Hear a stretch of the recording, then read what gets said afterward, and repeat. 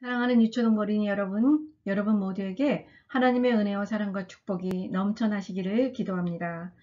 오늘은 특별히 여러분 모두에게 성령님께서 능력을 더하여 주시고 참 우리의 생명의 떡이 되시는 예수님과 더 친해지는 여러분 모두가 되기를 소망합니다. 여러분에게 먼저 오늘은 편식쟁이 할아버지 이야기를 들려드릴게요. 어느 마을에 아주 어렸을 때부터 편식을 해오신 할아버지 한 분이 살고 계셨대요. 여러분, 편식이라는 단어가 뭔지 아시죠? 네, 음식을 골고루 먹지 않고 자기가 특별히 좋아하는 것만 계속해서 그것을 먹는 것을 편식이라고 하죠. 근데 그 할아버지가 어느 날 점심 식사를 하고 계셨는데요. 갑자기 유리창이 쨍그랑 하고 깨진 거예요. 알고 보니 동네 아이들이 야구 놀이를 하다가 그 공이 할아버지의 유리창을 깬 거랍니다. 오랫동안 혼자 살고 계셨던 할아버지는 오랜만에 보는 아이들이 귀여워서 아이들을 놀려주려고 너희들이 내 유리창을 깼으니 이제부터 내 하인이 되어 내 집에서 청소도 하고 빨래도 하고 내가 먹을 음식도 준비해라 라고 이야기를 했어요. 그러자 아이들이 난 이곳에서 살기 싫어요. 할아버지 너무해요. 그러면서 막 운 거예요. 그래서 할아버지는 껄껄껄껄 웃으시면서 설마 이 할아버지가 너희 같은 꼬맹이들을 어떻게 하겠느냐? 자자자 오랜만에 온 손님들이니 집으로 와서 우리 맛있는 점심이나 같이 먹자꾸나 하셨고 꼬맹이들은 신이 나서 와 할아버지 진짜 최고 그러면서 할아버지 집으로 따라 들어갔어요. 조금 있으니까 할아버지께서 준비하신 음식을 내어주셨는데 아이들이 잘 먹겠습니다 할아버지 하고 먹기를 시작했는데요. 글쎄 맛이 희한한 거예요. 국수는 화이트 초콜릿에다가 쓱쓱 비벼 놓았고요. 부침개는 김치파 이런 거는 하나도 안 보이고 딸기와 딸기 쉐이크를 넣어서 만드셔갖고 맛이 달짝지근하니 이상한 거예요. 그래서 단 음식을 좋아하는 파랑이만 할아버지 정말 달고 맛있어요. 할아버지 최고예요 최고 라고 했고요. 나머지 아이들은 할아버지 맛도 이상하지만 할아버지 이렇게 달게 드시면 건강에 나빠요 라고 말씀드렸답니다. 그러자 기분이 상한 할아버지는 에잇 김치나 파 양파 따위는 내게 필요 없어. 너희들은 이 맛있는 초콜릿 국수와 또 딸기 부침개를 먹어야 돼 하시면서 아이들에게 억지로 막 먹으라고 한 거예요. 그래서 아이들은 싫어요 먹기 싫어요 할아버지 하며 할아버지를 피해 도망치기 시작했고요. 할아버지는 그 아이들을 쫓아가느라고 난리가 났대요.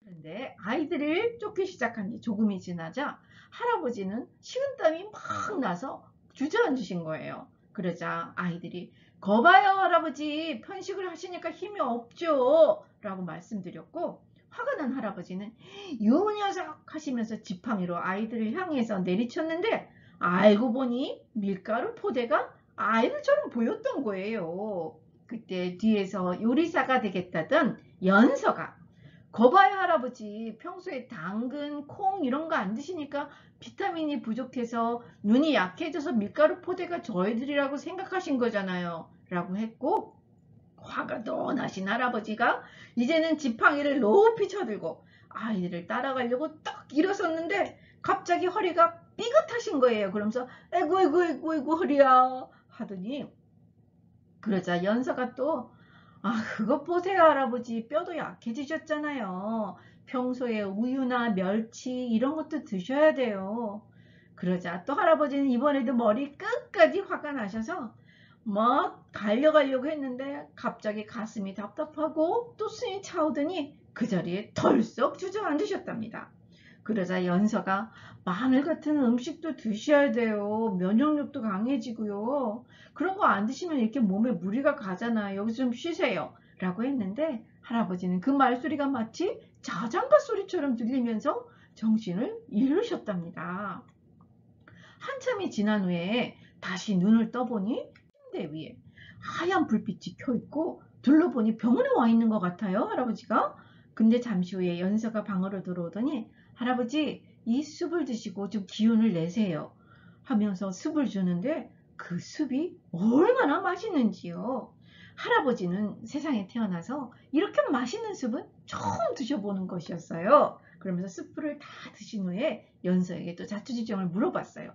그랬더니 연서가 예 할아버지 여기는 할아버지 집 근처에 있는 병원이고요. 할아버지께서 갑자기 쓰러지셔서 911을 불러서 여기로 모시고 왔는데 영양이 불균형해져서 쓰러지셨고 앞으로 음식을 골고루 드시면 할아버지께서 빨리 회복되신다고 의사 선생님께서 말씀해 주셨어요.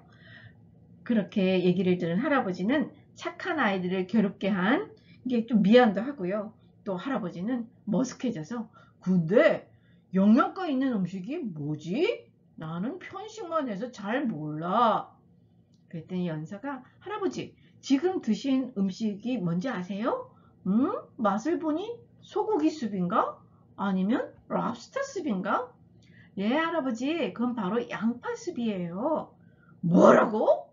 내가 제일 싫어하는 양파숲이라고? 그런데 양파가 어떻게 이렇게 맛있을 수가 있어? 거짓말!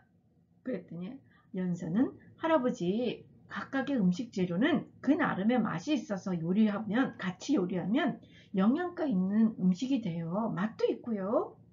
아니야 그럴 수 없어. 평생 편식으로 살아온 내가 너에게 속아 양파를 먹게 되다니 그럴 수 없어 하시면서 숯그릇을 발로 뻥 차버리고는 집으로 냅다 도망을 가신 거예요.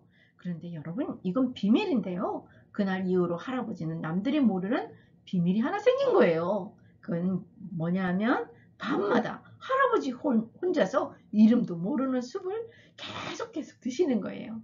그게 무슨 숲일까요?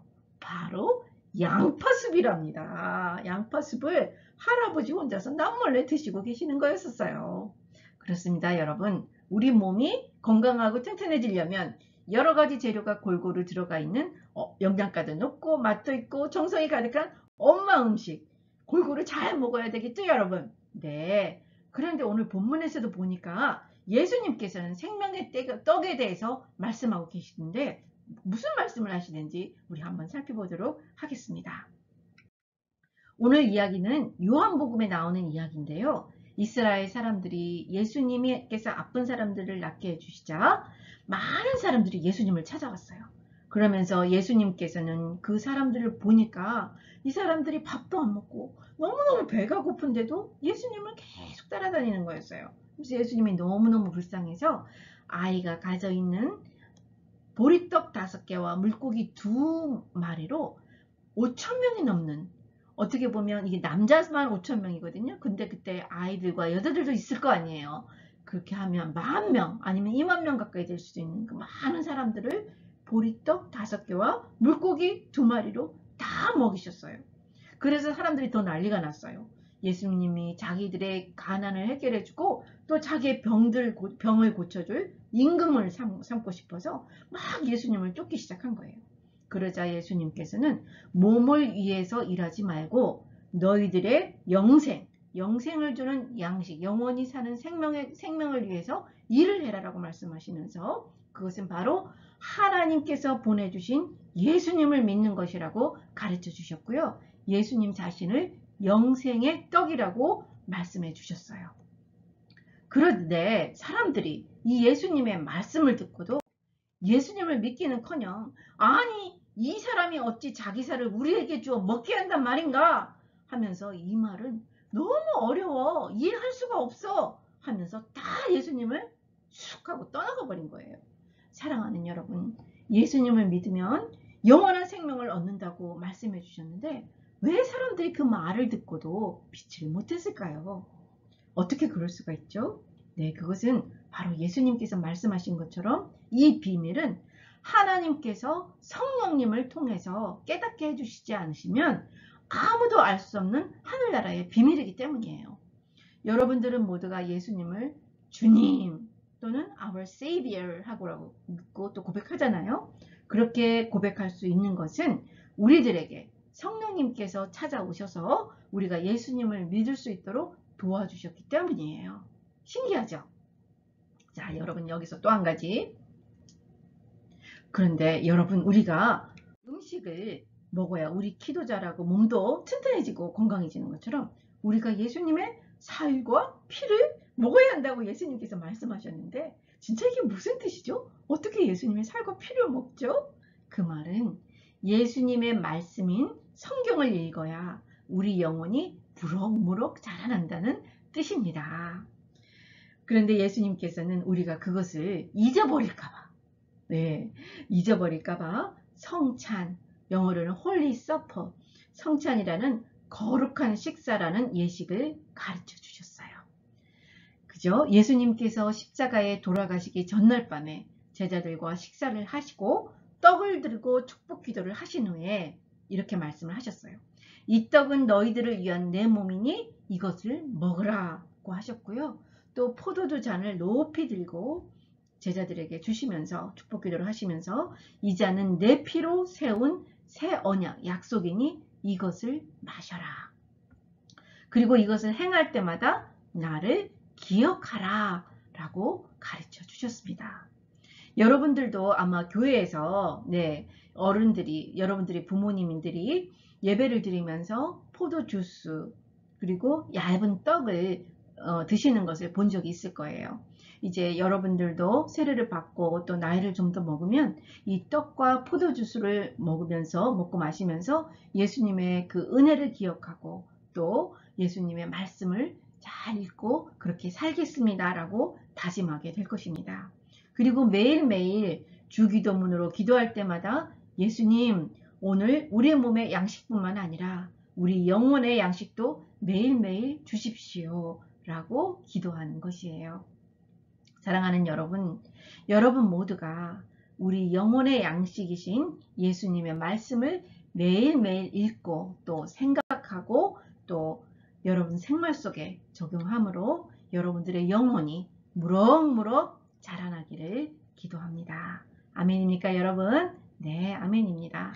그럼 우리 함께 같이 기도하도록 하겠습니다. 기도선. 하나님 아버지 감사합니다. 우리에게 영원한 생명이 되신 예수님을 보내주시고 또 매일매일 예수님의 말씀을 읽고 우리의 영혼이 무럭무럭 자라나게 해주셔서 감사합니다.